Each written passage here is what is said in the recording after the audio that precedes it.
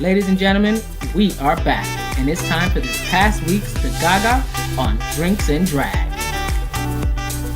With the resident Papi Chulo, Remy. Come get your face beat by the one and only drag beauty queen, Lindsay Aguilera.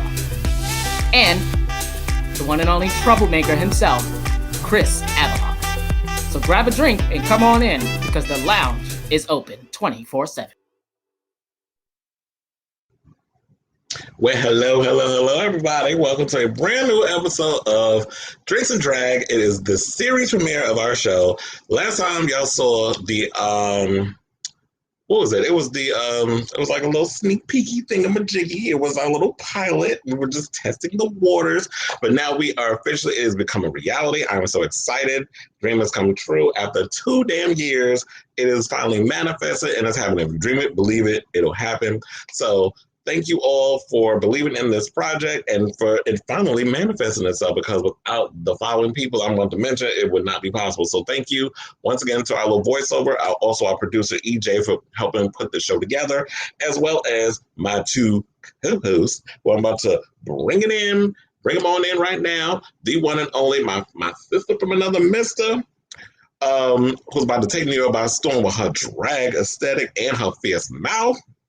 And also, she is what I would call the voice of reason, because, you know, sometimes when I'm a little shady on here, she does keep me together. She brings it back. She brings it on back. And sometimes we need that little balance. So let me bring her in right now, the one and only Miss Lindsay Aguilera. Hi. Our lady in red. How you doing?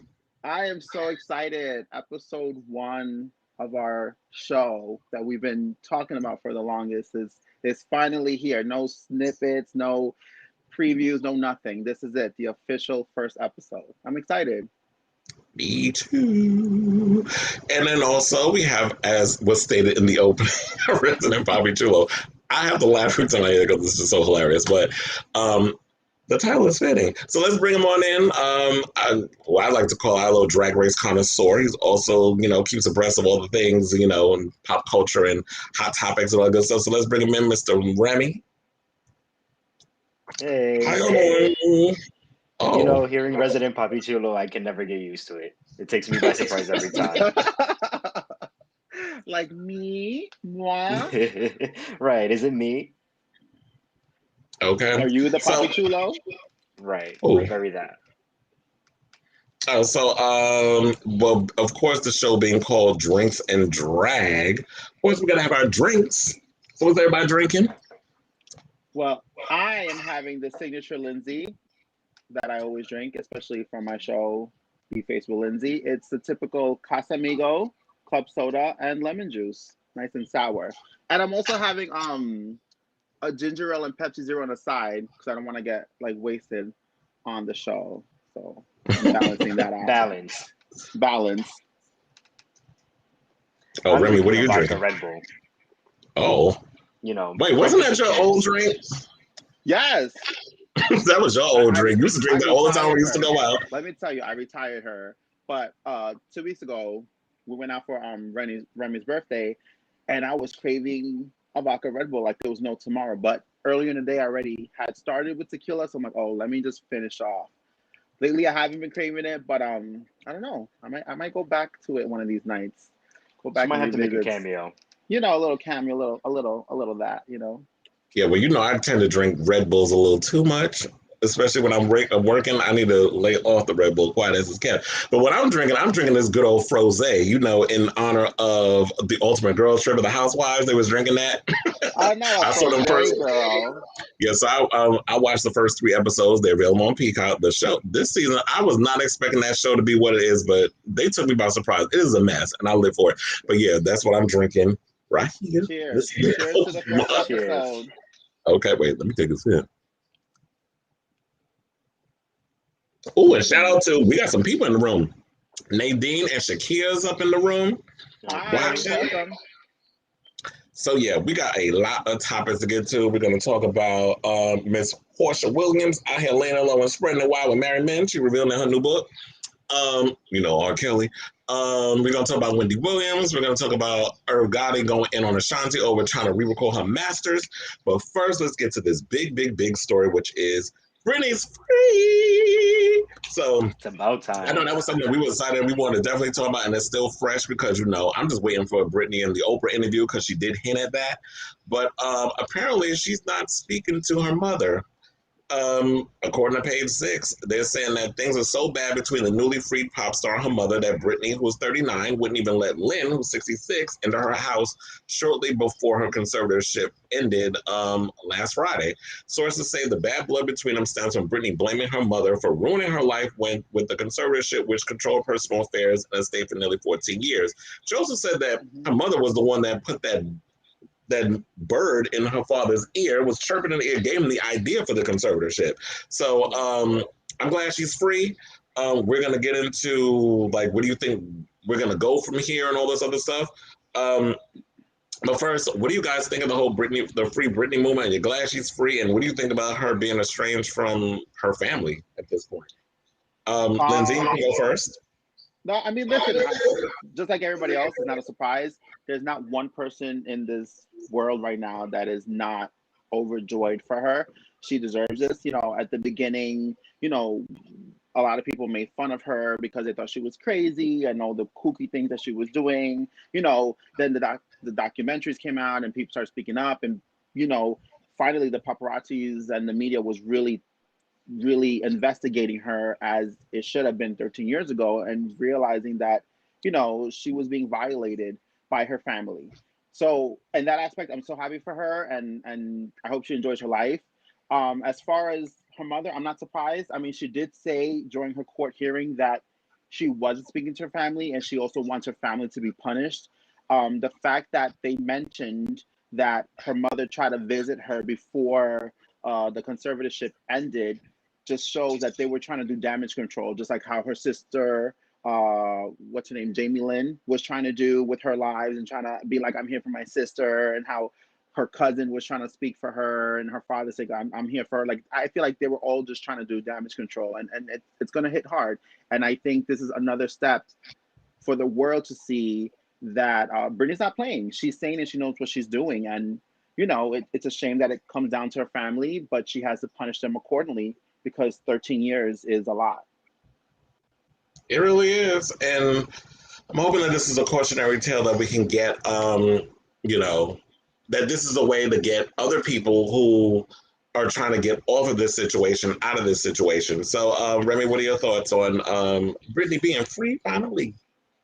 You know, I agree with everything Lindsay said. Prior to watching all of these documentaries and everything, it's like, I knew what was going on, but I didn't think it was that severe. But like seeing all these people who were close to her and their accounts on everything that happened, it's just like, that's crazy. Imagine going through that for 1 year, let alone 13 years. So, like, I'm glad she's out. I'm glad everybody who did her wrong deserved whatever's coming to them, in the sense of, like, her cutting them off financially, her not even speaking to them. If that's the end result of it, then they deserve it. Yeah. I also think in the aspect, I mean, it may be nothing near to what she's experienced or people in that situation, but I think a little bit as of, think about us who, you know, has no choice but to work the jobs that we work at. You know what I mean? Like, we cannot afford to just jump ship and find another job depending on, you know, what our situations are. So we stick it through, and we're miserable, and we allow, you know, our supervisors to take advantage of us, and, you know, not respect our schedule, and making us feel like we're not worth it. And that type of idea, you know what I mean? That's just like, so imagine that in real life, and someone really taking away your rights. It's difficult. It's terrible. I agree. I agree with all you guys, but I'm also a bit worried, because I feel like, okay, so I understand the whole point of putting her on the conservatorship was because she was mentally not in the right state of mind. There was a lot of stuff she was going through. There was the postpartum depression, something that was not talked about until recently, like maybe a few years ago, because now all of a sudden everybody's talking about, you know, abuse and all these different things. So red table talk, all this other stuff. Everybody's bringing stuff to the red table. Shout out to Jada and then oversharing that she does. But when it comes down to it, it's like, I understand why they put her on the conservatorship. She needed the help. They didn't know what to do. And it was good to kind of get her back in the swing of things. But when it gets to a point where y'all just trying to take away everything, where she can't do nothing but stuff, she can't go shopping, she can't spend her own money, she can't drive her own car. Like, I get it. It was that time there was situations that was dangerous where she had the kid on her lap while she was driving, which I heard that that's what they do in the country. So the cultures are different compared to what we see in New York and LA versus how they do things down south. So what I'm hoping is, now that she's off the conservatorship, that she'll be able to, that she will continue to get the help that she needs. And from what we've heard, that there are people that are in place that are going to continue to help her outside of her parents taking advantage of her. So I see their intentions, but I just, the more when we were reading about certain things that happened, I just didn't like how they went about so-called helping their daughter, because it came across in times very opportunistic. And also I should point out that we'll read the comments when we come back, but I want to play this clip of Britney thanking her fans and all that good stuff. So we can roll that clip.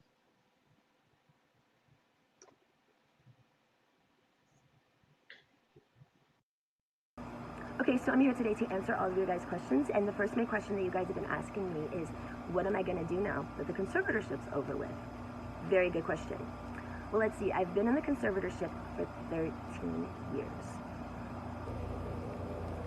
It's a really long time to be in a situation you don't want to be in. So I'm just grateful, honestly, for each day and being able to have the keys to my car and being able to be independent and feel like a woman, and owning an ATM card, seeing cash for the first time, being able to buy candles. It's the little things for us women, but it makes a huge difference. And I'm grateful for that, you know. It's nice. It's really nice. But I'm not here to be a victim. I lived with victims my whole life as a child. That's why I got out of my house, and I worked for 20 years and worked my ass off. I'm here to be an advocate for people with real disabilities and real illnesses. I'm a very strong woman, so I can only imagine what the system has done to those people. So hopefully my little story. I mean, I wouldn't call it a little story, but I get where she's coming from. Like I said, I'm happy that she's getting the help that she needs, and yeah, I hope that she doesn't wind up in that other back in that similar situation. We have Shakia said, I wonder why they didn't do the same to her sister. And because we knew that, well, she had a baby at a young age, and there was that whole story. And what was it? Once upon a time, she was trying to be, she was an actor on, what was it, Disney, Nickelodeon, one of them damn kid channels. And then she wound up getting knocked up. Yeah. Zoe 101. So there was that. It was. But, well, yeah. So that's why I guess what Nadine is saying, she wasn't as famous. So, which is why she was able, I guess, to get away with more versus Britney was on this higher pedestal where she was the pop darling. You know, she was a pop princess. Everybody loved her. She was, you know, the industry, but I guess the industry also was disgusting. They took advantage of her, and the media were just as bad. So we were all, I guess, guilty in those days all year round. I'm just happy for her, because imagine working like the way she was, selling sold out tours back to back to back, to be grateful to buy a candle, like she just said. That speaks in volumes. It's like they did her that dirty that she couldn't even buy candles if she wanted to. Mm-hmm. That's crazy. They basically did like that torture chamber, like you would do with a little kid, and just torture them. Like you gravitate. I really want this, something as little as candy or a shirt or a toy. You know what I mean? And you just dangle them and punish them for it. That's exactly what they did to her. I remember in a documentary they were talking about this one time she was passing through the mall when she was rehearsing in Vegas, and she saw these pair of sneakers that were Skechers sneakers. What, like, no shade, how much is Skechers? Like $40? You know what I mean? For someone that had caliber, and her caliber, who can get designer stuff, you know, she wanted these sneakers, and they were like, no, not enough in the budget. Like, what? How are you telling someone whose money it belongs to, telling her how it's they not can the spend budget, their money? you can't get a pair of Skechers sneakers? Like that's the mind-blowing insanism. And you know what? Like, that messes with people's psyche. That kind of torture messes up with you for the longest. So, I mean, listen, we're just so happy it's another step closer, and she's free, and now she gets to live her life and do exactly what she wants to do. Yes. Exactly. I was about to say Have that a she can kid. get married, she can have another kid, because you better hurry up, because once you hit 40, them eggs is going to get a little powdered. But so yeah, so she can get married, she can have her family, she can do all the things that an adult can do. And look, here's the thing: if she relapses, if she does this and the other, then that's on her. She's an adult. If she wants to spend up all her damn money, let her spend up all her money. And she did say that she wants to come back and do music, but it's not her top priority. And I don't think it should be her top priority. I feel like now that she's free, she let her get a taste of that. Give her a good 6 months to do what she wants to do with her personal life, and then she can come back and worry about music and a Vegas residency and entertaining the gays once again, because those are the loyal fans.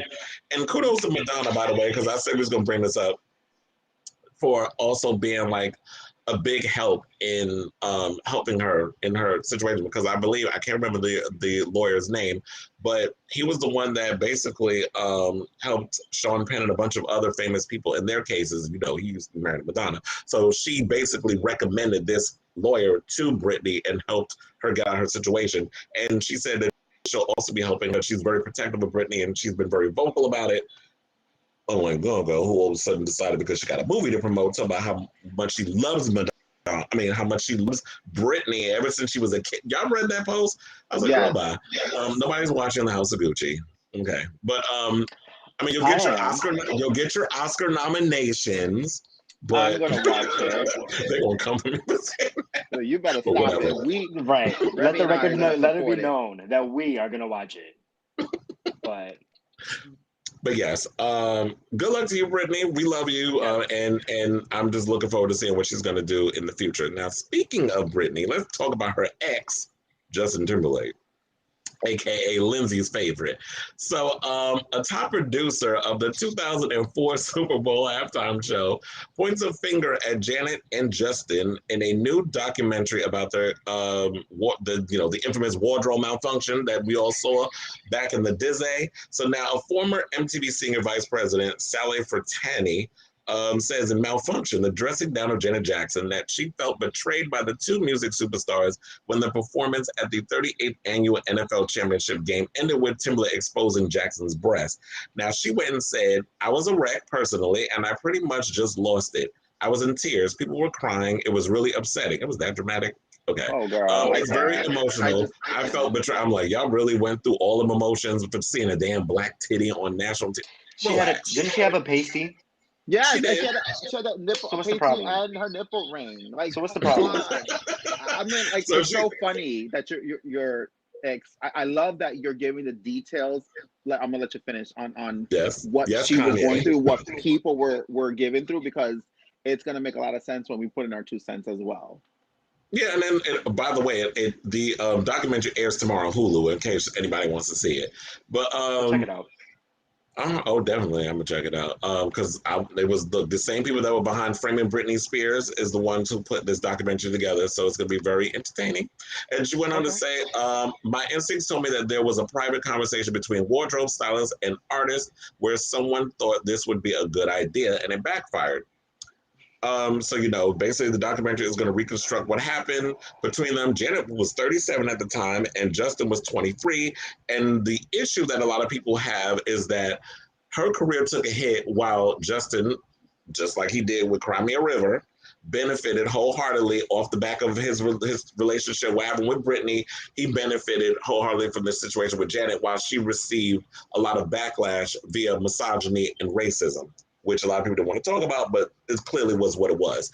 So, anybody want to go first and give their thoughts on this situation? Because she was way more dramatic than the titty exposure. Remy, put in your 2 cents, because I need to calm down a little bit. Go ahead, Remy. Put in your 2 cents first, because I need to calm down a little bit. She had a pasty. She had a pasty. That's all I'm going to say. Like, it's not even that deep. And also, it's like, how is that a wardrobe malfunction? Wasn't the move kind of like one of those?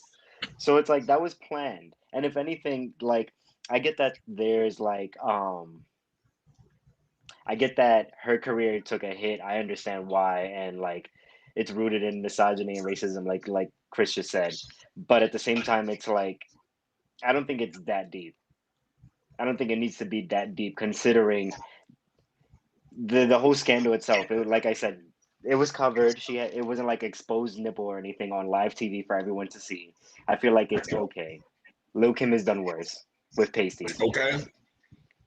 Yeah, A lot of what was artists it? have Diana done Ross worse. flicked her damn titty on Yes, the VMAs, and yes. but I guess it's different because it's cable. But I agree.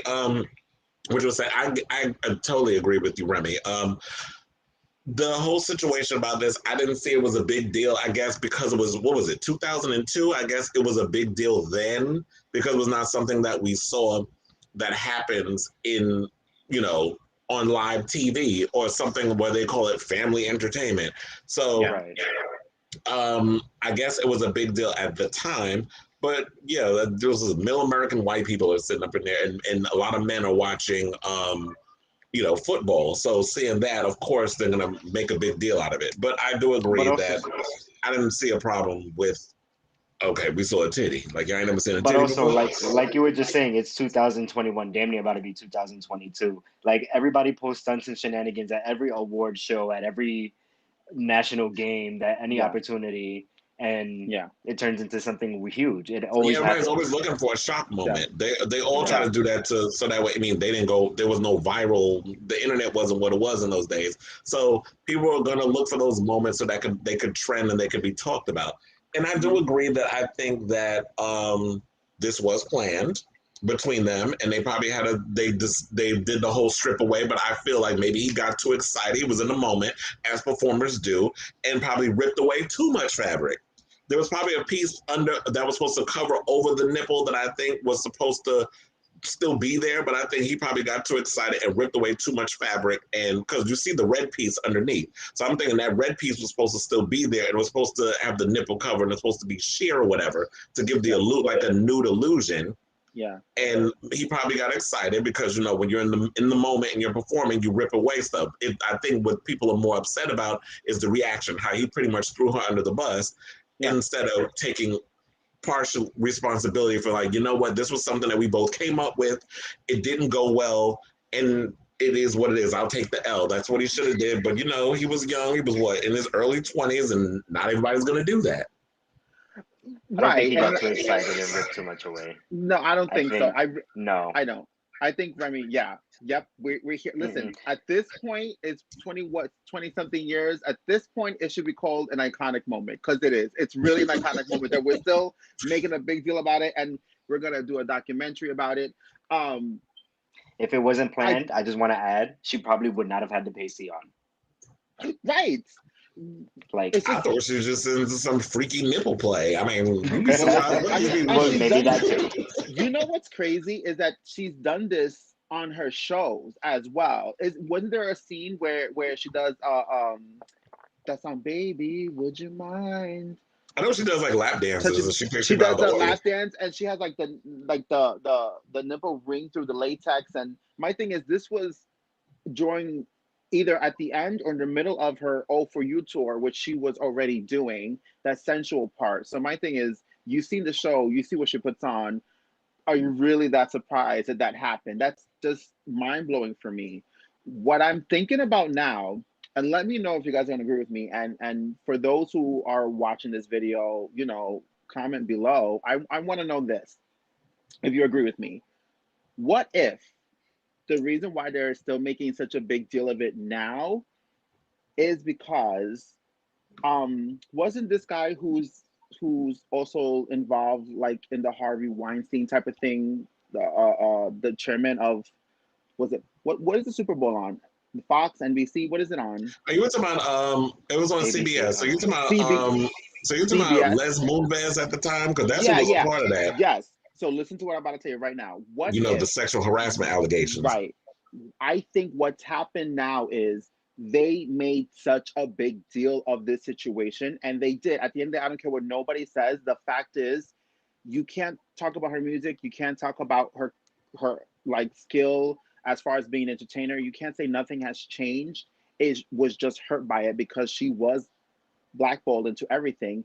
I'm beginning to think that I think they realize they OD'd, they did the most, but they have to keep up the charades on how devastated they are years later, because we are, especially now, in the environment where females You know what I mean? The Yeah. situation with females in the workplace and like celebrities and like the sexual harassment case, her being a Black woman. It's like, if you apologize now, you're going to have to also do a lot of work of 20 something years that you damaged her career. So I think what these CEOs and chairmen and this guy is doing is still keeping the charade. Like, listen, it was done already. Just keep on with the ride that we just didn't like it. Because if you really think about it, it damaged her career for something that wasn't that serious. We've seen other people do worse things on national live TV or have verbally say way worse things than a boob being shown.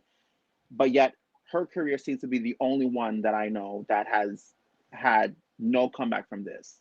Now and the worst part is it was on that, you know, it was all via Viacom because CBS is owned by Viacom, MTV, BET, VH1. Viacom runs shows where people just pull out their boobs willingly. I'm telling you. So what's the problem? I'm telling you. So Viacom was at the head of making sure she couldn't get her music played, she couldn't get the streams, or she couldn't. Well, there wasn't. I don't think there was streaming in 2000. I can't remember that far back. But she couldn't get her videos played. She couldn't get promoted. She couldn't get radio played because Viacom sure owns a lot of radio stations as well in those days, and people relied heavily on CD sales and that sort of and getting plays on music video channels like TRL and 106 in Park, a lot of those shows. That was where she was supposed to get a lot of the, you know, the attention, the promotion, and Viacom, I feel like, got in the way of that. So they were the ones who sabotaged her career. It was those people behind the scenes. And yeah, Justin, like, in his response of it, didn't help because I guess he got scared and, you know, could fall back on being, and you know, unfortunately, this has got to be about race, a white male. So he was gonna walk away unscathed, while this, you know, Black woman is going to have to suffer because A, she's a woman, and B, she's Black. Yeah, I love it. It's funny because Shakira said the same thing too. She said, I absolutely agree. One thing about a lie is that you got to keep up with it or it'll blow up in your face. And now I'm telling you right now, I really do feel that way. I think they realized they've done the most, but they got to keep throwing in the media that they were so shocked and they were so horrified. Now this clothes designer was in tears or whatever. It's just too dramatic. It is. It's just extremely dramatic for me, where it's like I'm beginning to think, I think this is a stunt, so that way no one has to ever apologize to this lady. You understand what I'm saying? Yeah. Well, I guess we'll find out when we watch the documentary. Exactly. And then next week, I mean, well, it won't be next week because Thanksgiving, but when we come back from the whole holiday situation, we'll pick up on this and give our overall thoughts. But speaking of messy, let's talk about Portia Williams. So apparently she's speaking out about her experiences with the one and only R. Kelly. Now, I didn't even know she had an entanglement with R. Kelly, but she has a new book coming out, so she's got something to promote, and she's revealing it in her new book. So the former Real Housewife of Atlanta star is out promoting her new book, The Pursuit of Portia, revealed to People magazine that she had shared with investigators, say that just fast, she detailed her experiences with Kelly when she was 25 years old. Now, back in 2007, she said she was mulling a career in music and met a friend of the performer. She was then flown to meet him in Chicago and expected to be driven to a recording studio. However, she was instead chauffeured to Kelly's house. Now, she said that they had a brief exchange of words. She would reveal that someone ushered her into his bedroom. She added that the singer joined her and instructed her to remove her clothes. Now, writing in the book, she said this. She was like, I've already put myself in this position. This is what you're supposed to do. You have to. There's no turning back. She also said that she went back 2 more times and opted to cease continuing after waking up to the sound of a woman being beaten in another room. Woo. Now, child, you know I got a lot to say about this story, but who wants to go first? Portia, you was a mess, by the way, because I'm sitting there like, what? I'm gonna hold my tongue. Go ahead, Lindsay. This is the first time I'm hearing of it, to be honest. So this is all news to me. Well, Oh yeah, I'm that very was let's get your intrigued. first. I Let's get forgot your that was a first story reaction added right to the now. doc. Yeah, I was like, oh my God. Like at one point I was just like, okay, like you went back, okay, like clearly something's happening, but you chose to put yourself in this situation knowing that you were putting yourself in a bad situation to begin with. But once Yeah, you said this, so she woke up to the sound of someone being beat, that took a twist. I was like, oh my God. It was like, holy crap. I am going to And what I say don't understand is why didn't she call the police to help the woman that got her behind beat in the other room? Like, and why would you go back 2 more times knowing the reputation is bad? And number two, wasn't he married to Drea? So you doing what Nene was telling Kim to do back in the day, close your legs to marry man, she ain't do it. Yeah, because not only is she messing with R. Kelly, now she was over here messing with this African and got a whole reality show out of it. But go ahead, Lindsay.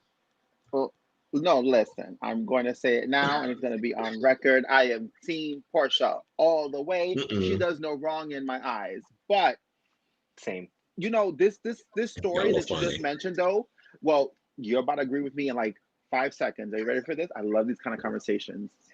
Mm-hmm. Um, this story that she just said, scratch the fact that it was R. Kelly, forget that. But what she said she was supposed to do, what the goal was, and what ended up happening is really a story we've heard so many times when it comes to artists and actors and actresses. You know what I mean? Like the whole Weinstein situation, stuff like that. In her head, she probably thought, "Listen, I want to be a singer. I want to have a career, and this might have to be one of the things I have to do." And we've heard the story many, many times. So we can joke about the married men and whatnot, but this is her being 25, trying to be in the industry, trying to go up there and thinking, hey, maybe she's heard stuff. I mean, the issues with R. Kelly has been going on for years, like what we know him to be for years. So this is not new. And I'm thinking, she's thinking in her head, oh my God, this is a songwriter, a great producer. He has hit records, and I'm gonna go meet up with him. On top of that, if I have to lay down and do some proverbial stuff, I'll do it if this is going to get me a hit. Just like anybody else would sell their body to get a single or to have a #1 movie or to be the face of a house of fashion of some sort. So that's not surprising for me. It's I'm just more like proud of her to be. I always felt that Portia has always been honest. She doesn't really hide things. She does announce things when it's convenient for her to be able to be very detailed. So I'm happy that she mentioned this in the book, and I think we should remember that because she is not the first and only person that has been gone through this. It just happens to be the hype because of R. Kelly, in a sense, you know. I totally No, forgot you're that she right. aspired to be a singer at one point, like in the earlier Mhm. seasons, until you just said Mhm. that. Mhm. I did too, and because I forgot she was. It wasn't she in Candy's playing Mother's Love. Yeah, she Yep. was, and she had a So single, and she sung live. mm, she can hit a tune. But who do you think is a better singer, her or Candace? Oh, they're both Oh, good and different and different. I I'm going to say I'm this being though. They're messy. both good, but Portia is more a vocalist than, if I have to compare them to, Portia gives me more vocals than Candy would. I would Mm, listen to Portia just because I don't like the personality on that I see that's portrayed on Housewives. So I'm not drawn to wanting to listen to Candace's music. Yeah, But if agreed. I hear it and I like it, I'll say so. I just yeah. don't want to go out and do it Okay, willingly. so Lindsay, I will say I agree with you on what you said. See, didn't I say that you was gonna be? When I'm messy, he always winds up being the voice of reason. But yes, I do agree with you on that. But because that is an ongoing thing that I think a lot of people don't talk about is that okay, so when you're on the come up in the industry, people are like, well, why didn't you say this? Why didn't you go to police? Why didn't you call that? And it's easier to say that, Hmm. but when you're someone who is, and they always prey on the people who don't necessarily. This is how abusers, sociopaths, what they call any person that's or what was saying like someone who has like a huge ego or something like the baby Yes, type or whatever, like yes. these sociopath types, they always find the person who is like the smaller person, the person who's on the come up to take advantage of them. So Portia was finding sort of, oh, look, I'm trying to get an opportunity. I want to be a singer. I want to be this. I want to be that. I want to make it in the industry. So a lot of times, yes, and we've heard the story time and time again. We've talked about it. I've talked about it on my podcast. We've talked about it on here. We've talked about it in so many iterations that when you're trying to come up in the industry, a lot of times we're not going to be the one, I got to go to the cops instead, because then you end up worrying about you're going to get blacklisted or you're not going to have that career. And these people who are in powerful positions, they can easily go and talk to all these other people who will have their back because they know this man's going to make them a shit ton of money. And they'll be like, you know what? Don't work with this girl. She's difficult. And that's all he's got to say to them. And they'll be like, well, based on what R. Kelly said, I can't work with this girl because I make so much money off this guy. I don't know if it's true or not, but I can't work with you because I'm not going to fuck up my bag because for some no name I never heard of. So a lot of times we have to, I guess, take that. It's messed up and it's unfortunate, but sometimes that's the way the cookie crumbles until the system changes. So, and I know I saw in the comments, like a lot of people were saying Portia's a liar. Why now? Why? I'm like, look, you could say the same thing about so many people who have been raped, and you're saying, well, why are you coming out 20 years later? I mean, you can't give somebody a timeline on why they're gonna spill something personal that happened to them in their life. So I guess we all have to take that into consideration as well. But I don't know. I heard she reveals a lot more in the book, but that was one of the salacious situations. I definitely want. And I think the three of us should go see her when she does her book tour, when she comes to New York City. I'm gonna pick up our assignment. Oh, we are, but we're going to meet her, and I want her to sign the book. Okay? And doing better if I get an audio book, she's gonna sign my phone. Okay, back and all, and that's gonna be that. No problems here. We are going. I'm putting it now. It's gonna be. Well, whenever she shows up at Barnes and Noble, let me know. We are going. And then we will go. Okay, so moving right along, let's talk about Miss Wendy Williams, who still ain't bring her ass back to work. Can I tell you? As I said in your beat face, bring your ass back to work. Why do I feel like Remy's about to say something shady? I feel like no, I'm just being honest. I think this is the end of the Wendy Williams show. I think she's getting unplugged because she went from saying like, oh, I've never missed a day of work, I'm always here, like she was praising that, and then she had her seizure. It was a seizure on TV, right? She had her seizure, and then like, you know, she got sick and she stopped coming a bit, and then she had like different people hosting for her. She had Michelle Visage and Leah Remini recently. They're coming back again. I feel like they are. She's never gonna come back to TV. I feel like if she does, she's gonna do like a bow out, like so she can say that, oh, she's gonna actually close out the show one last time. But after that, like, I don't think it's gonna last too much. It's not gonna last so much longer.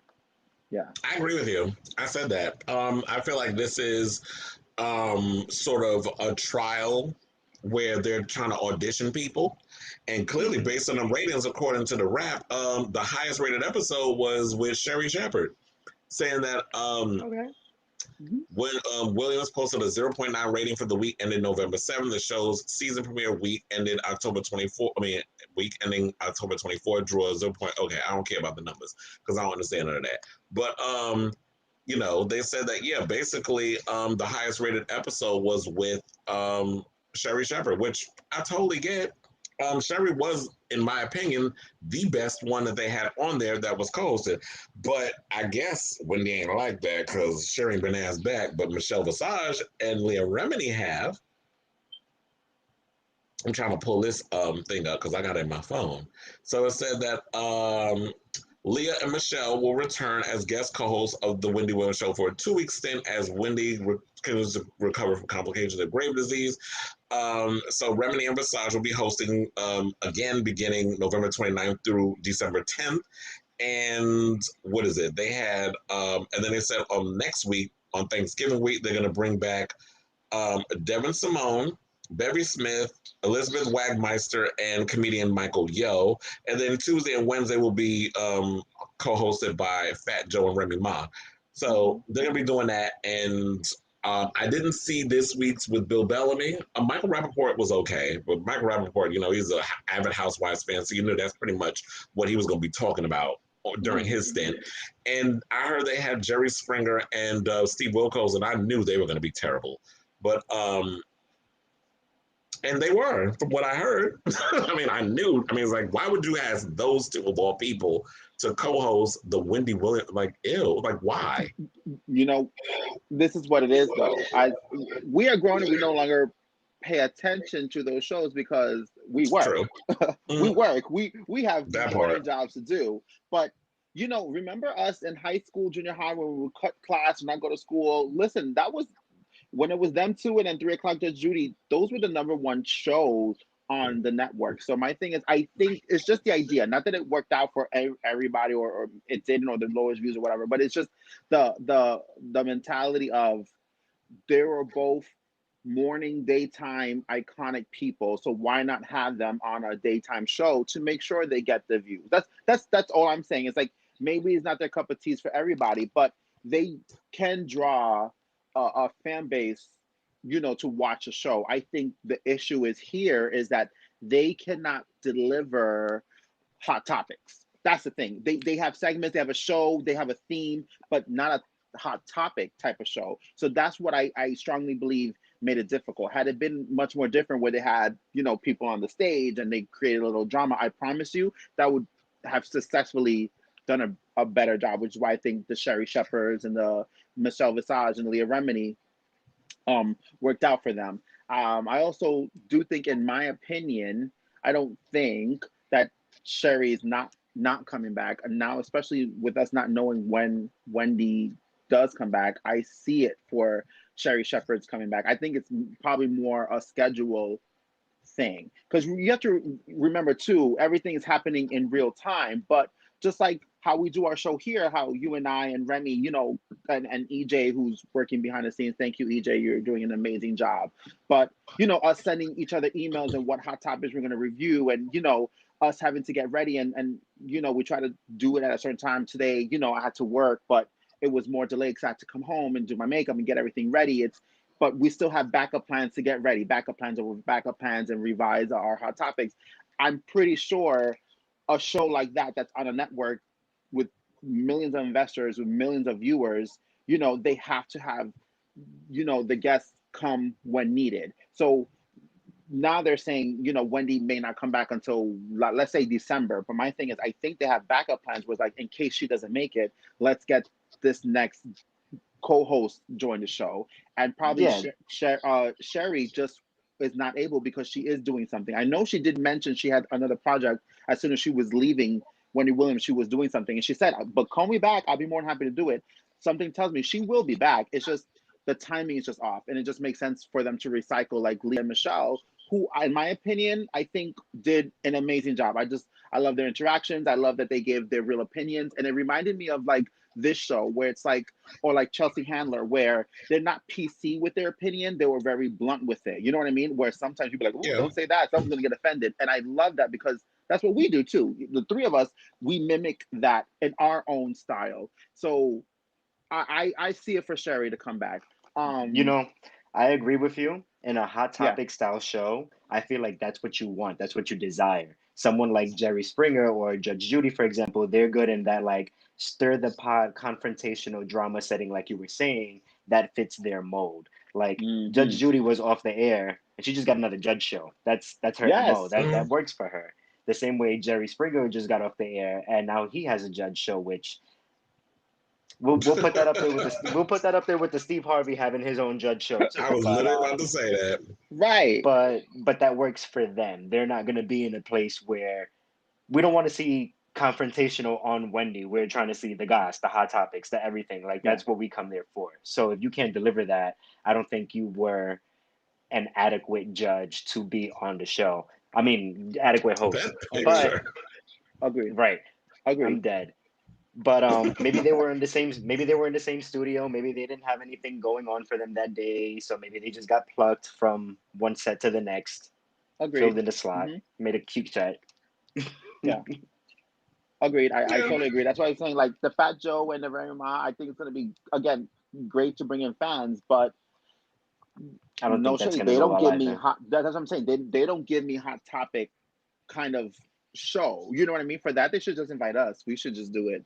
A couple of nobody, because we're going to go up there too. I know where they film it. I was saying. That's literally what I was saying. Like, I've had this conversation so many times, and I'm just like, instead of trying to find these safe people that y'all want to put on that don't give what Wendy gives. Wendy is the Hot Topics lady. She was about spreading. I mean, they're so quiet as a kid, but so many of us out here now that's doing it 10 times better than her. Like, she don't seem like she's that engaged. Seem like Norman's the one who's more engaged in giving the hot topics than she is, and a lot of times she don't even know what she's talking about half the time.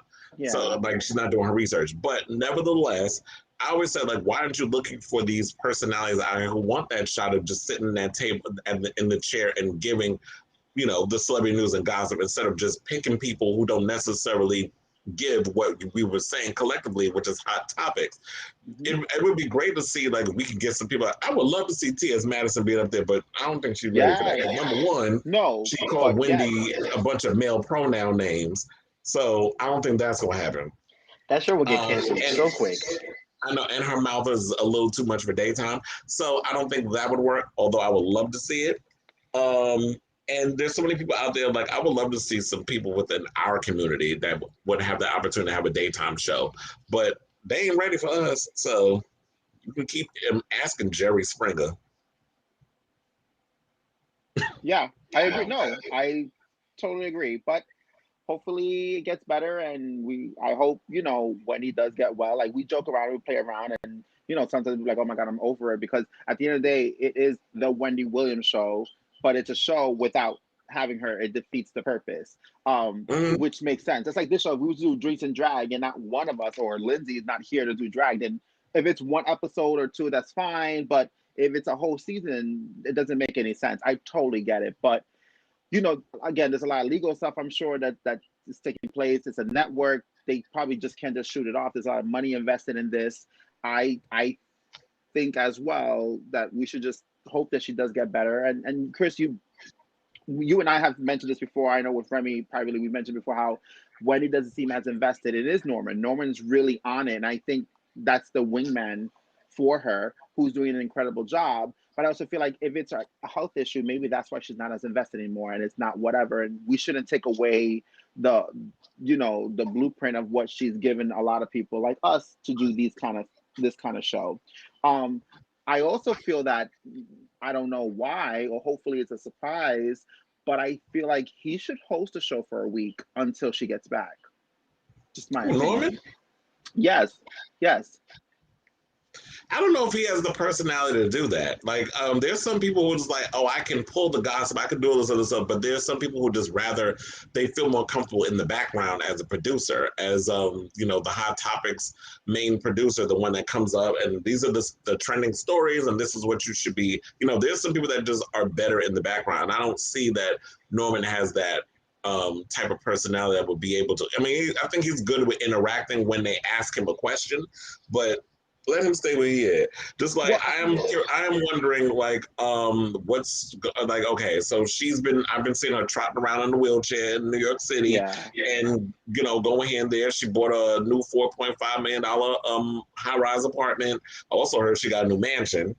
I think I saw that on Chronicle Speaks on one of those YouTube shows. She got two houses, two places to live. She's spending up all this money. She's going shopping, but she can't come to work. So I was saying that, look, Whoopi has her sciatica and still drags her wide ass to work 4 days a week. Why can't Wendy put some wheels on that purple chair? Sit her there. Her mouth is fine. That works. I mean, your legs maybe not working so much, but your mouth works. You can get in that chair and work for an hour.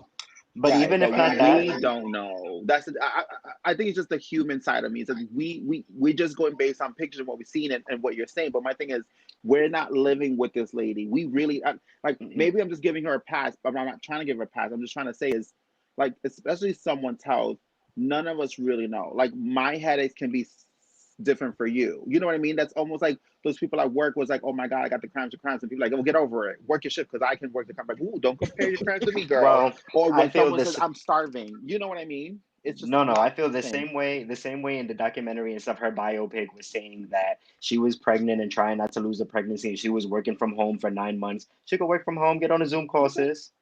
Do your show from the Zoom call. Like, I get that she wants to be there in person, but like, if she's well enough to be able to go out, regardless of it being in a wheelchair and anything, or like if she's well enough to work, she can just do a Zoom call from home. Everybody's doing it. But Well, I think everybody was doing it. she tried the Zoom thing at one point with the show, but she was saying it didn't work because they were doing it from her house. She didn't like the fact that they were filming from the house and she couldn't engage the way she wanted to, which is fine, but they can wheel you out. And there were times when they would do the View and Whoopi with sciatica was acting up. They would literally show open. She don't have to come through the doors. You could just, and here's Wendy, and she'd be in the chair ready. How you doing? Like, you can do all of that. Whoopi was already in the chair at the table and would do, welcome to the View. That you can do it from that point. That, oh Lord. Wow. Ooh, terrible. That took me by surprise. I told you, Okay. EJ, we love your work, Shady Boots. Yes, the shady fourth member. I thought that was Ron Perlman from Beauty and the Beast for a second, but yeah. So I thought that was that one meme of E.T. in a blonde wig.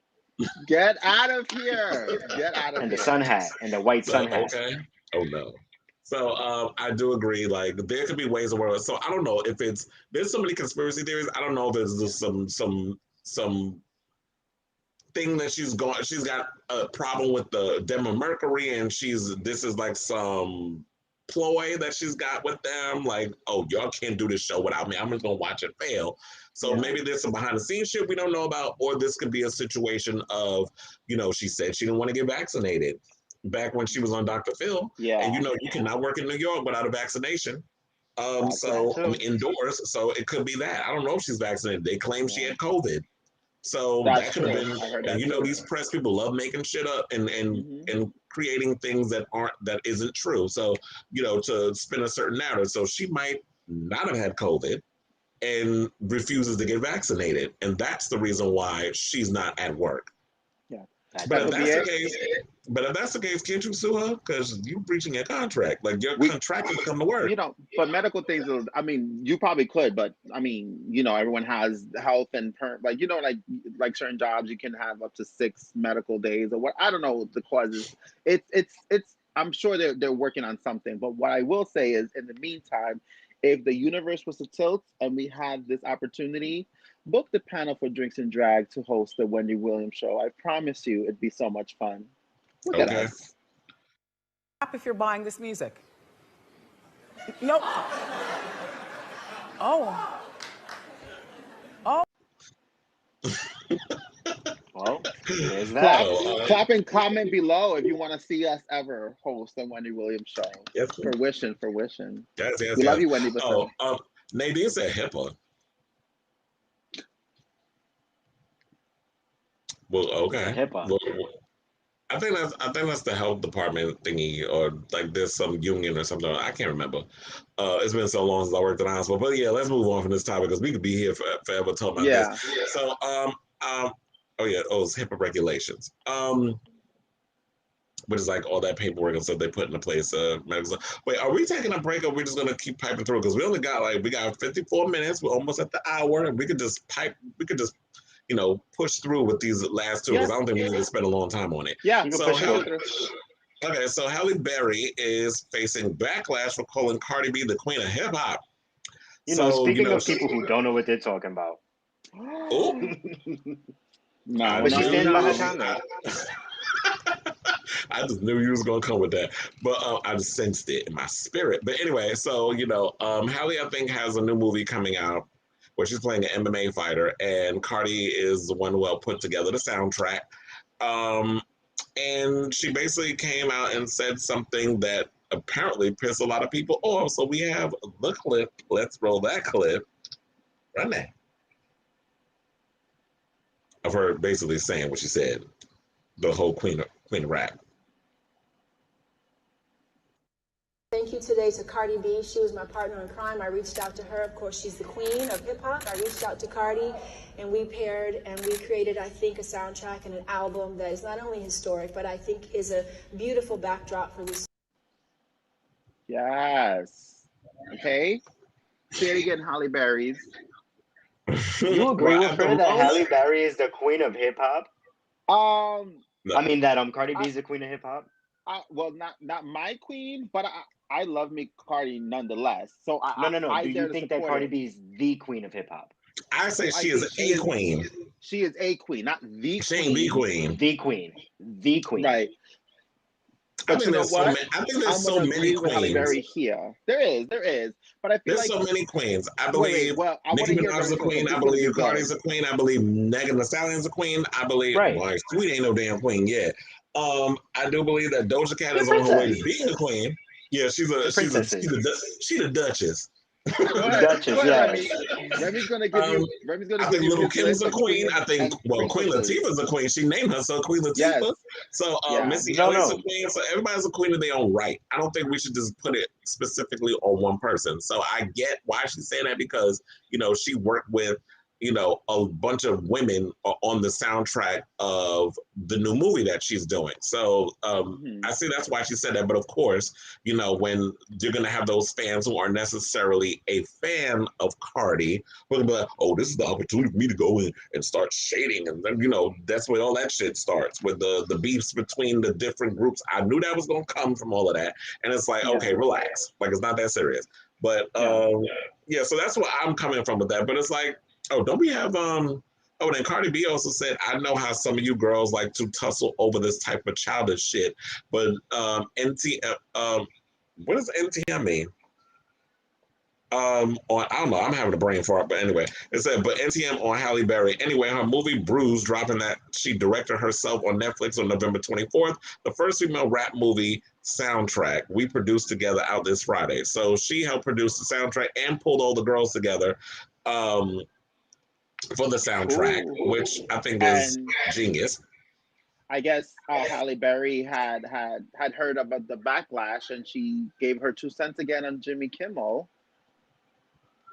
Cardi B looking more like her sister in that picture. Oh, that's Hennessy. Hennessy and Halle. Happened after you said you called Cardi B the queen of hip hop on Twitter?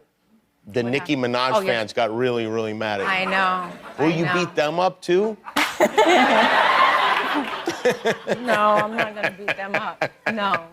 Do you stand by that assessment of Cardi B as the queen of hip hop? I do. You do. I think, but here's the thing.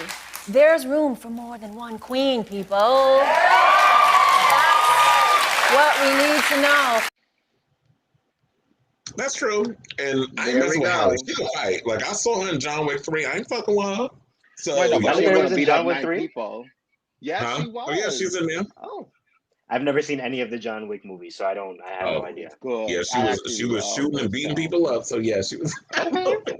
Yeah, but this goes back to the typical thing that is always an issue when it comes to our divas. It is like, whether we talk about Beyonce, the beehives come, and I'm not saying nothing negative. I'm just saying, because the minute you say Beyonce, we want to keep our show. We want to keep our show. No, but what I'm saying is, yeah, not gonna do us like you did Carrie Hilson. We don't want. But pretty good rock out of here. Get out of here, all of you. No, but what I'm trying to say is, you can't say nothing negative about her. She's a diva. She's the supreme, and she's this and she's that. And it's just like, okay. My thing is, I don't agree with you, but your passion and what you love and your reason, I'm okay with, because that is your opinion. Because that's not gonna make me run and buy her album as fast as you would. You know what I mean? Like, if you was to ask me, and all of you know very well, if you ask me who my queen is, who my diva is, everyone else is Christina Aguilera. If I have to categorize, I have the Madonnas, I have the Gwen Stefani's, I have the freaking Paulina Rubios, I have Christina Aguilera. Like those are my queens, those are my divas. But for other people, or you guys would be like, I don't see it for her. How is she your queen? How is she the queen? What has she done? You know what I mean? And I totally see it, and I stand by it. But we also have to give credit to Cardi B, where there's a lot of artists, I won't mention no names. We were having a little conversation with some of the Beat Face viewers with Remy a couple of weeks ago, and they were mentioning one artist. They were like, oh, she's the queen and she's so iconic and her music is so great. And I'm just like, really? Like, I like that you like her. What are they talking about? I like that you like her, but what has she done to break the mold to get her successful? Because if you're gonna, this goes back to what I'm saying. If I'm gonna say I like this person, this is my queen, then that's okay. If you're gonna walk around and be like, this person is the queen, like, for example, I'm not a fan of Nicki Minaj. Please whoever's watching, don't attack me. And everyone knows I am not a fan of Nicki Minaj. There's a lot of parts of her that I'm like, girl, but she has talent. She writes her music. She knows what's hot. Like, she does, and I have to give her that. And you know, I go to a club, I go to a bar, and as much as I may not like her at times, I'm like, wow, the vibe is good. You know what I mean? She gives face. She's beautiful. You know, she has a style that's sickening. I give her that. And that's why she gets the credit. But there's a lot of other artists that I don't necessarily agree with, but they don't break the mold. And Cardi B does, though. As much as we may not all of us here may be a fan of Cardi B or like her, but not enough to consider her a queen, we have to realize that she is up there in that caliber because she's breaking molds. She's breaking molds down with the youth, and she's I don't want to compare. I'm just talking about era and like the face of hip hop. You know what I mean? Like us growing up, she's the youth Little Kim. You know what I mean? She's the youth Missy Elliott's. What we grew up with, Little Kim, Missy Elliott, Queen Latifah, you know, Salt and Pepper. Those are iconic and those are our queens. But the youth right now is what's buying the music and what's selling. And this goes back to when I mentioned, I don't want to talk too much. I feel like I'm being too long-winded with it, but this goes back to something we've talked about in our previous shows before, where it's like people deem these ladies iconic and queens and vocalists just like, okay, but they don't really have much to offer. But it's the youth, you know what I mean? The youth gives Taylor Swift the iconic awards of everything, but it's like, but you're not giving me Madonna stance, you know what I mean? You're not giving me the Kylie Minogue vibes. Where are they? But the youth is not listening to them, and they're not looking for them. You're giving me mayo in a jar. You know, that's what Taylor gives me. Not mayo. You know, as someone who is a Nicki Minaj fan, and I'm like, I've learned to stop. You know how people be like, oh, you shouldn't talk about politics or religion with your friends. Yeah. I stopped talking about music with my friends in the sense of who I like, whatever, because it becomes this debate and this conversation like, oh, well, this person's better because X, Y, and Z, and this person is the queen because of that, and this person is the king of that category. But at the end of the day, it's like, there's room for everyone, like Halle Berry said. The only thing I dislike when talking about music is when we put a title on someone like the queen, the king, the this, the that, because then it's like, okay, well, you're discrediting everyone else and everything that they're doing. There's room for everyone, and I feel like she's like you guys were saying, she's a queen. Yes. I wouldn't say the, but she's a, and I'm not taking away anything she does. Like, I like Cardi B. I'm not gonna say she's the queen. I like her. I think. Yeah, I do. I listen to her music. I feature her. No, but I would say I agree with you on that. Now, hopefully, I would say, like, you know what? Since you're saying that you don't like talking about music with your friends because it's going to start a whole situation, that's why, you know what? The point of Drinks and Drag, this is a safe space where we can come in and give our opinions, and whether we agree with it or not, we respect each other's opinions. No. So if you have anything to say in regards of this situation, this is a safe space to say it. Like, if people can't respect that your opinion is different than someone else's, they ain't got the range to, I guess, deal with differences of opinion. But that's why we created this show. So it's just the fans, like the beehives and like that. Yeah. Oh yeah, they be doing too damn much. I know someone who's like a huge fan of Whitney Houston, and God forbid you say one bad thing about Whitney Houston, and it's like, so it's like, it's not that deep. It does not. It really isn't. I mean, at the end of the day, we don't know these people. They ain't paying your bills. They ain't got you on payroll. That part. So I don't understand why, at the end of the day, it's like we love and we admire a lot of these celebrities. And why does this count? Like the many celebrities I've met, if you were to meet some of these people that y'all worship the ground that they walk on in person, y'all would be disappointed. So I've learned to just be like, not to take this shit seriously. So I feel like people shouldn't take it so serious when it comes to this celebrity worship and being this stan culture. Like, I just don't get it. So Nadine says she's been in the game for an early age. How she started on, the whole Love and Hip Hop thing. She got to start. And it was her personality that made people tend to gravitate to her. And I said that. I think like that was probably the thing that people had an issue with Nicki, was the fact that people felt she had an attitude and she didn't play well with others, whereas Cardi is kind of the opposite. People like working with her in the industry, and she's very much on her bullshit, where she's creating, even though she ain't who cares? She ain't the best rapper. And a lot of times when it comes to music, I don't always go to people for lyrical content. Sometimes I just want to shake my ass at some shit. And that's what Cardi gives me. Cardi gives me a bop of 3. Agreed. And I be having, I be needing subtitles sometimes on what she be saying. But overall, it's just like I get what I admire her hustle. It's like a hood Cinderella story, basically. So that's what basically she gives me with that. So yes, Halle, I get it. It's not that deep the way he was going in, and yeah, everybody should have their opinion. You know what? Like we all collectively agree, and I like that we all had different opinions on that. It's refreshing. So speaking of divas, let's talk about Ashanti, who appeared on Angie Martinez's show, I think earlier this week. So she talked about a lot of stuff, and what I gagged about, I mean, she talked about the verses. She talked about a lot of drama she was going through with her, the business side of the industry, where she's about to re-record her first album and then release it in 2022. This will be the 20th. It'll be the 20th anniversary because her album actually came out, her debut in 2002.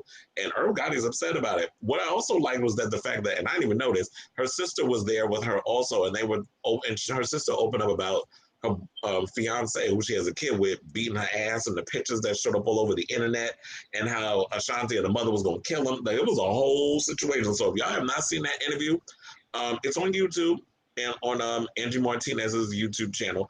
But she said the reason why she's doing it is the thinking behind that is showing the business side of ownership and how important it is to own. And then once I re-record the first album, so everything purchased, like when that goes, everything purchased from that moment I own, meaning that, once she re-records the album, the re-recorded version, she'll start to make money from it. You keep getting the old one, Irv Gotti will continue to benefit from that album. So Irv, who acted as executive producer and co-writer on a number of her projects, also served as CEO in front of Murder Inc. We already know that. So he took the Instagram and said this. He goes, at Angie Martinez, just for super clarity, I own all those great Ashanti albums, Angie. I own the masters and I produced all those great Ashanti albums. So I also own a good portion of the publishing. What she is trying to do is re-record all those great records and put them out on her label. She can do this under the cover laws, but she is basically trying to F me out of my masters and make people decide which album to listen to. He used the wrong two, by the way. It's T-O, not T-O-O, version. I mean, you could say the same thing about Aaliyah's uncle versus JoJo in that situation she was going through, or Scooter Braun and Taylor Swift. So, thoughts? It's a sticky situation because the fact of the matter is that Irv Gotti is not lying about what he's saying and him owning the rights and that he produced and he helped write this music.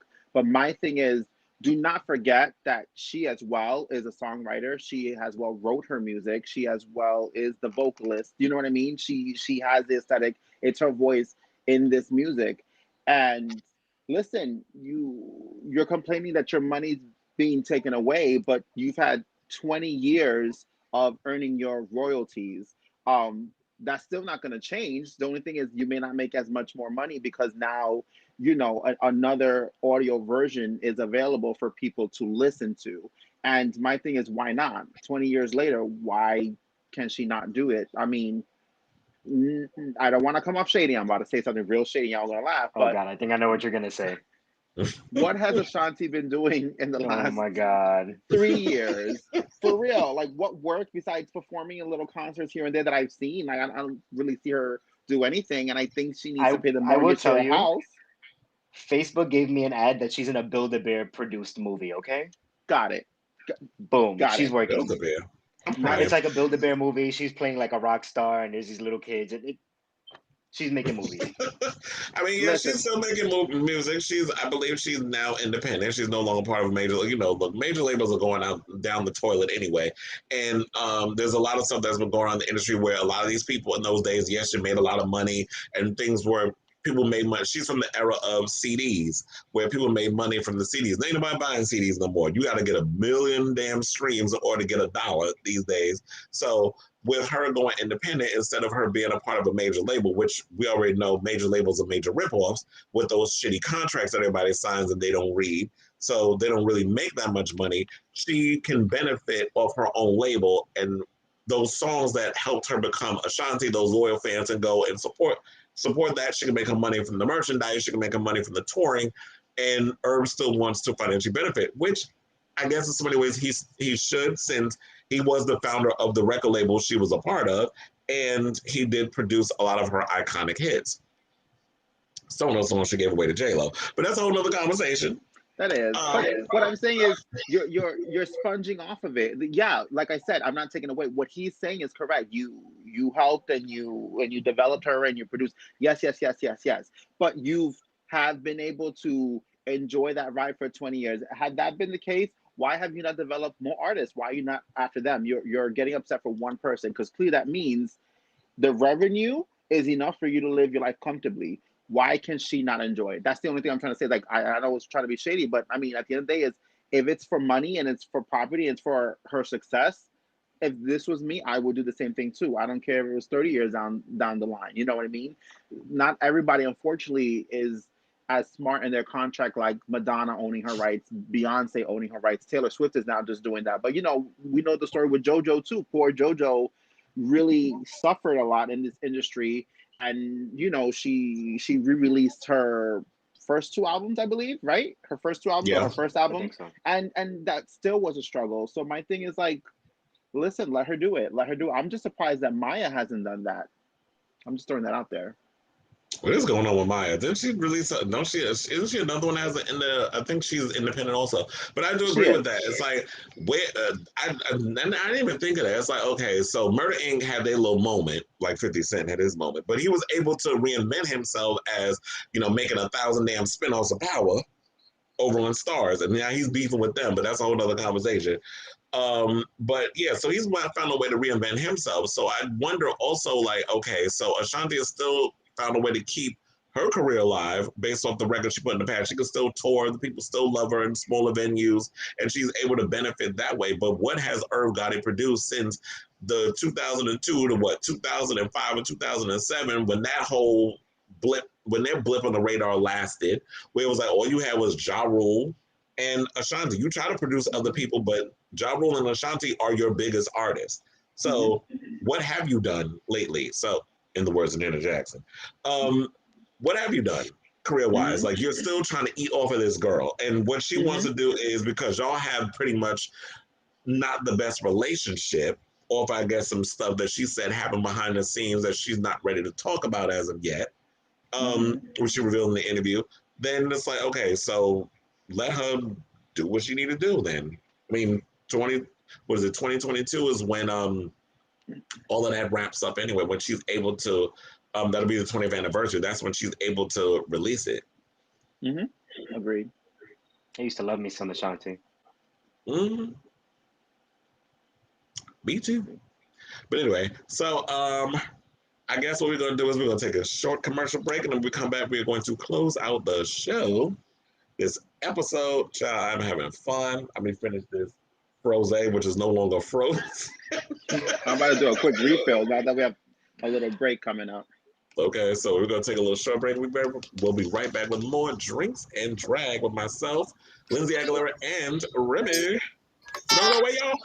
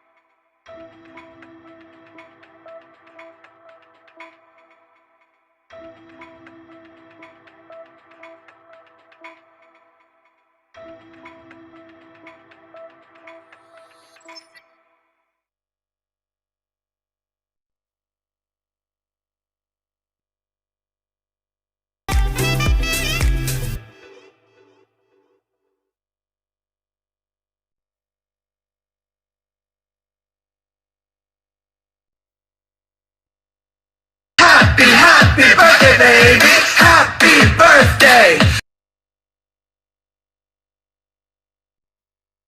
yourself, bitch. Yeah, that's right. Step your pussy up, honey. You better step your pussy up. Get a job. The game has gotten tough up in here. You gotta own a business. Suck a dick.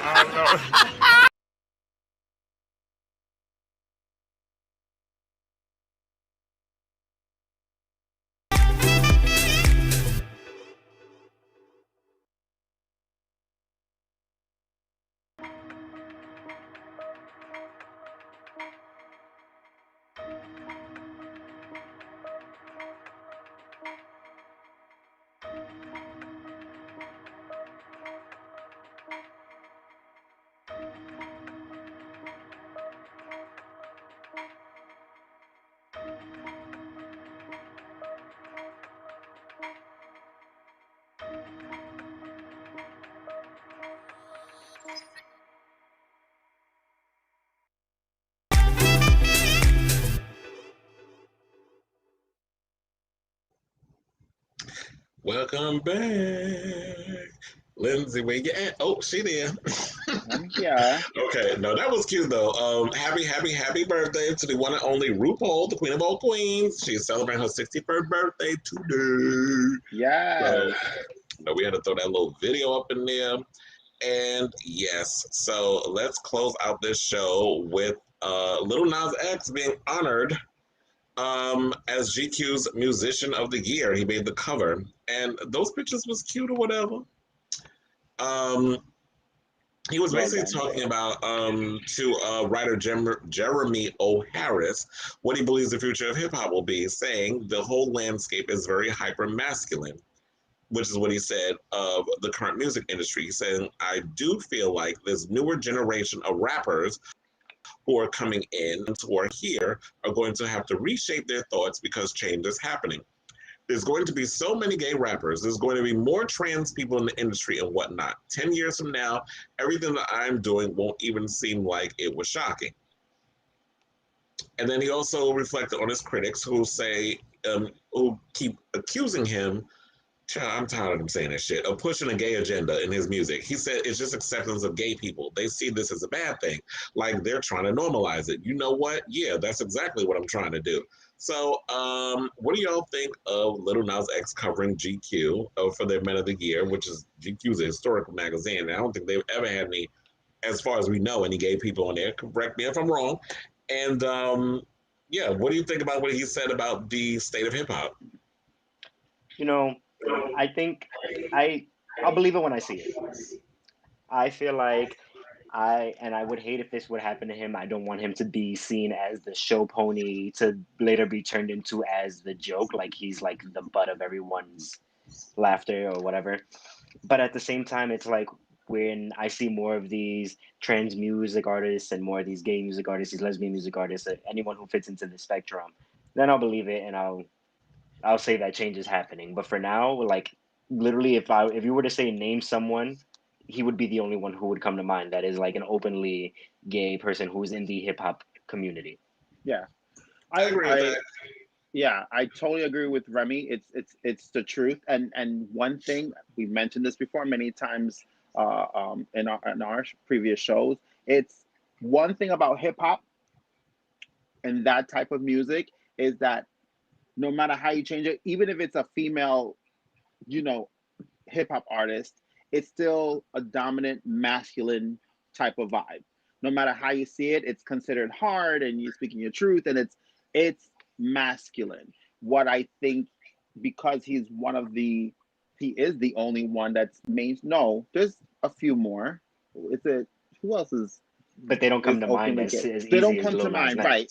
It's Lil Nas X. I mean, yeah, we have rappers such as, but they're on a smaller scale. You have Cakes the Killer, you have Big Frida, you have Caswell, who just released a video with 2 trans women and 2 trans rappers, and then you have there are people within the community that are there, but they're not getting the same attention. Right. They're not mainstream, and that's what I'm trying to get at. Right? It's just him, and that's the thing. It's.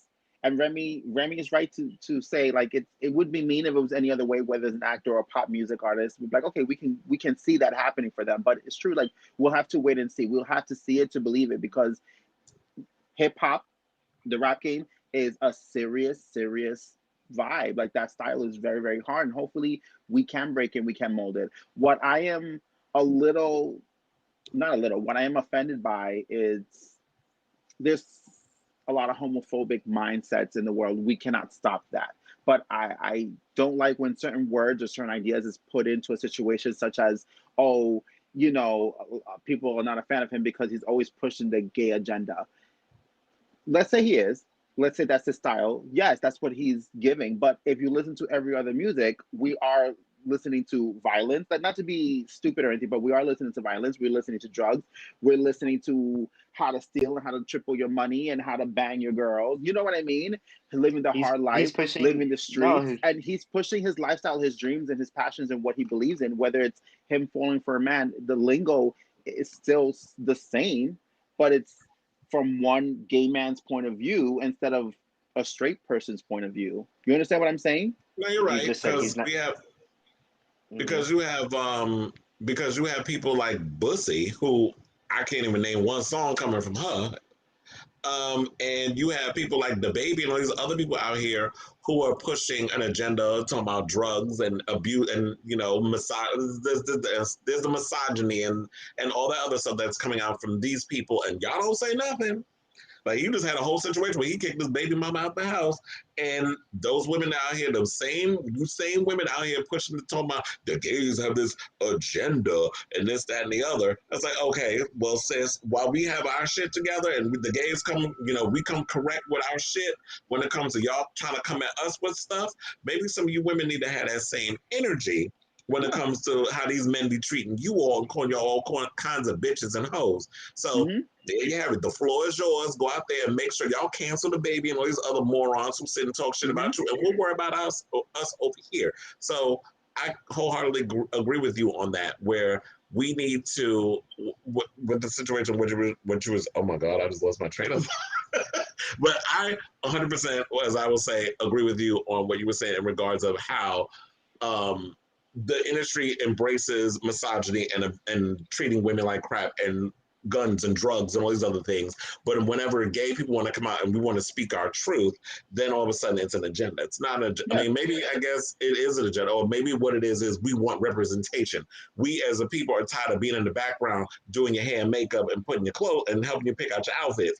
It's like when we want to come out and actually have a voice, and some of us, there's a lot of gay rappers and lesbian rappers and trans rappers who can spit way better than a lot of these artists that's out here in the mainstream now. Quiet as it's kept, some of y'all aren't even writing your own shit.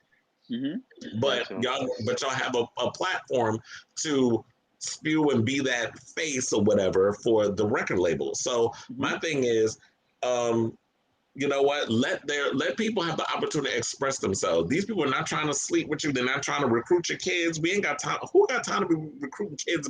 You cannot just make somebody gay and turn them gay based off of two boys kissing in a music video, or we're not going to go with two girls kissing, because straight people will embrace that. Straight men will embrace that more so than two guys, because that's a whole masculinity conversation that we probably be here all day talking about.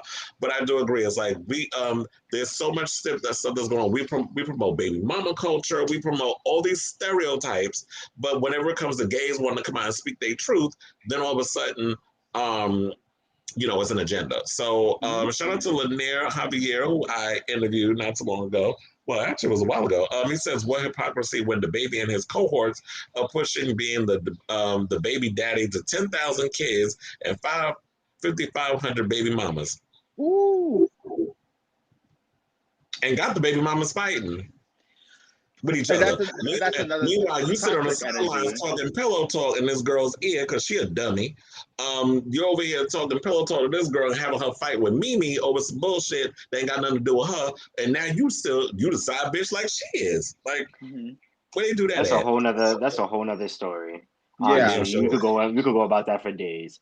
I feel like when it comes to this situation, also, here's a thought: if you don't like it, don't listen to it. Don't tune in. If you're not here for whatever agenda you feel like Lil Nas X is pushing or whatever, even though he's just speaking his truth, you don't have to tune in. Simple as that. Exactly. I love it. And I've been saying that for the longest. It's like, if you don't like something, change the channel. Like, there's many shows out here that I don't like, it's like, oh, this is not my cup of tea. I gave it a chance. It's not my thing. I don't watch it. If it's a song or a particular artist, I don't listen to it. Like, it's really that simple. And it's funny how whenever it comes to people, things that other people don't like, they want you to not like what they don't like. And it's like, I don't give a damn. Like, just don't like it. If you don't like it, change the channel. Like Remy said, it's that simple. But a lot of y'all act like your fingers is broke. No. I'm glad you said that. You know what it is?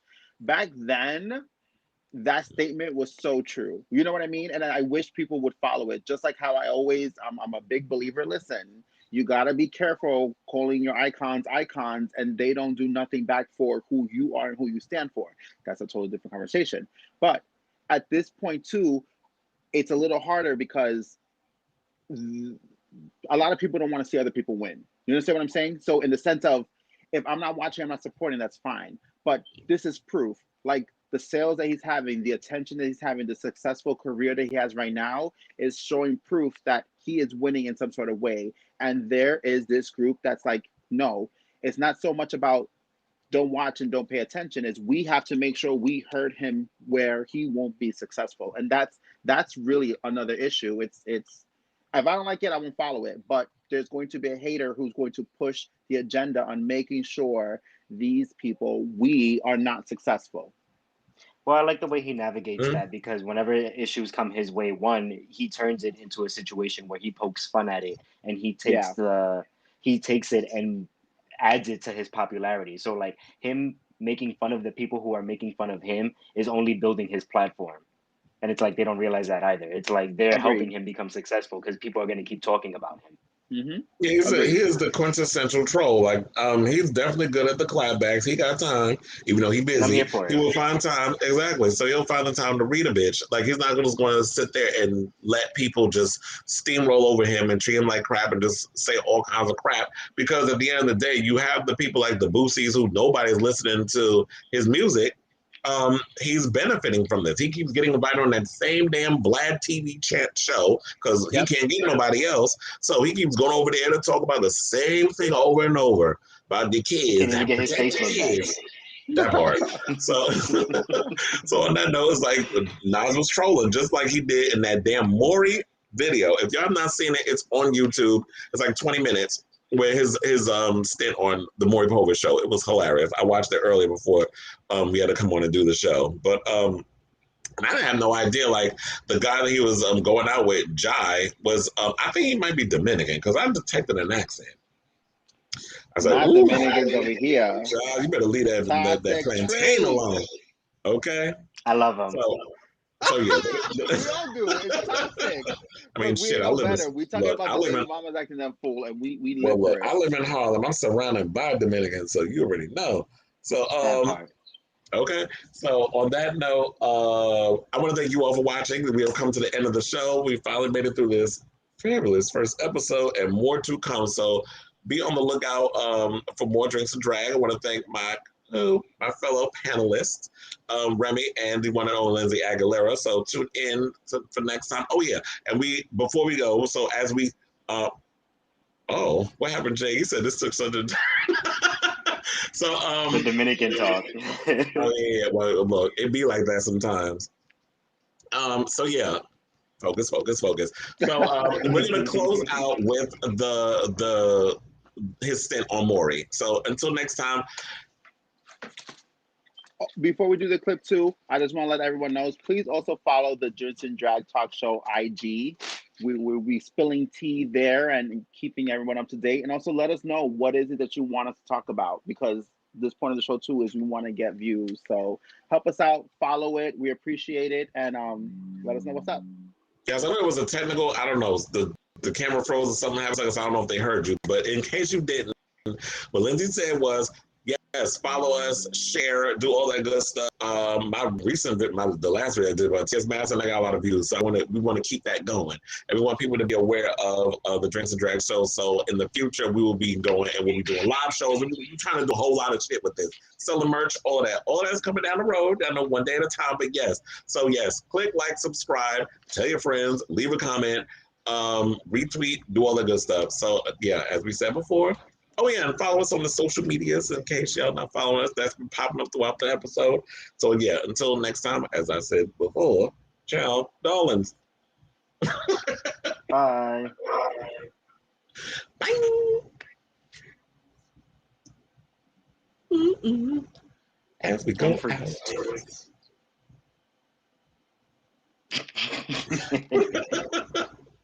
Oh my God, what happened? Long pause. Wait, something must have happened to the computer. Oh, he said, oh my gosh. So apparently, okay, the computer froze for a second. So there was some technical issue, difficulties on the other side. So yeah, we still live. As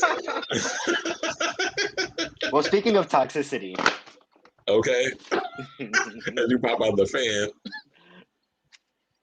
There might be, is it still a technical issue? Well, go ahead and follow at Drinks and Drag Show IG. Herman, that was a lie. More than 10 different people. What?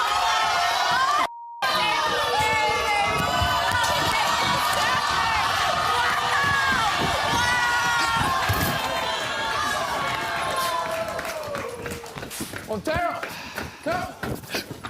That's I not guess true. he doesn't want to be with him. Come here. Come here. Come, baby. Come, baby. We'll be right back here. Montero. Oh.